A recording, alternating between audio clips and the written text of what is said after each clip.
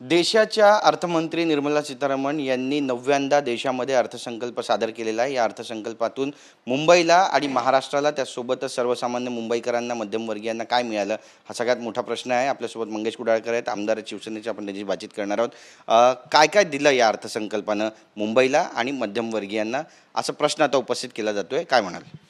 नक्कीच पहिल्याप्रथम तर मी धन्यवाद आणि अभिनंदन सुद्धा करेन माननीय आपले अर्थमंत्री देशाचे सीतारामन यांनी जो काही हा अर्थसंकल्प सादर केलेला आहे अत्यंत दिलासादायक आणि सर्वसामान्य माणसांना विचारात घेऊन, महिलांना विचारात घेऊन आणि विशेष करून मराठी तरुणांना विचारात घेऊन हा संपूर्णपणे अर्थसंकल्प या ठिकाणी सादर केले गेलेला आहे आणि म्हणून त्यांचं खरोखर मनपूर्वक मी अभिनंदन करेन। 7 लाख कोटींची जी इक्विडिटी आहे ती सुद्धा आता कुठेतरी मिळणार आहे आणि त्यामुळे मुंबईमध्ये जो तरुण वर्ग आहे त्यांना सुद्धा या MSMEतून फायदा होईल असं म्हणावं।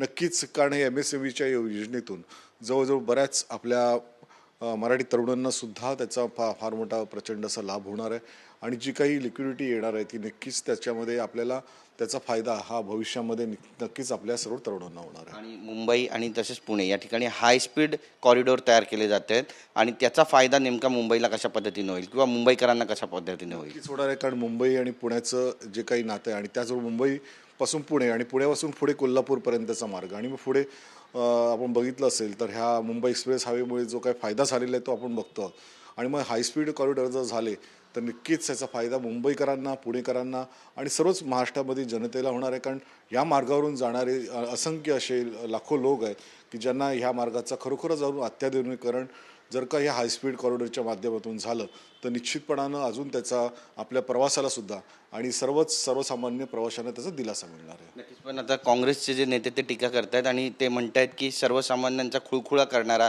हा अर्थसंकल्प आहे आणि दिल्लीमध्ये सुद्धा इथले जे खासदार आहेत वर्षाताई गायकवाड त्यांनी सुद्धा बरीच टीका टिप्पणी या अर्थसंकल्पावर केलेली आहे। तुम्हाला वाटतं की खुळखुळा करणारा हा अर्थसंकल्प आहे?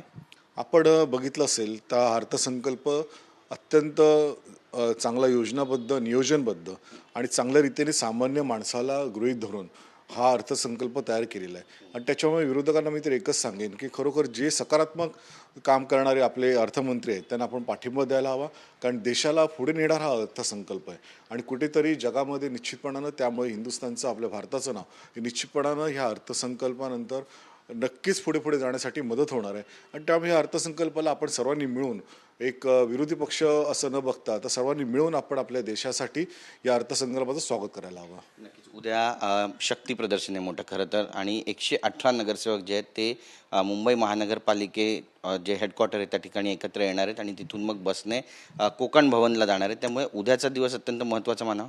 हो, अत्यंत महत्त्वाचं आहे आणि कोकण भवन येथे शिवसेना, भाजपा, महायुतीचे सर्वच नगरसेवक हे आज त्या ठिकाणी उद्या जमा होऊन कोकण भवनामध्ये रजिस्ट्रेशनसाठी जाणार आहेत आणि नोंदणीसाठी जाणार आहेत आणि नक्कीच त्याच्यामुळे पुढील भवितव्यामध्ये म्हणजे ह्या आठवड्यातच मुंबईचा महापौर, महायुतीचा हा त्याच्यामुळे बसण्यास मदत होईल।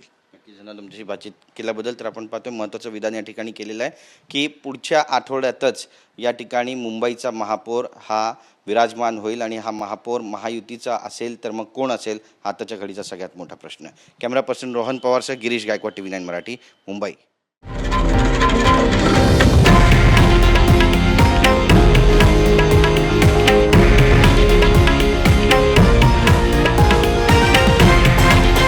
हे आहे देशातील नंबर 1 न्यूज नेटवर्क आणि आपण पाहत आहात TV9 मराठी, एकमेव।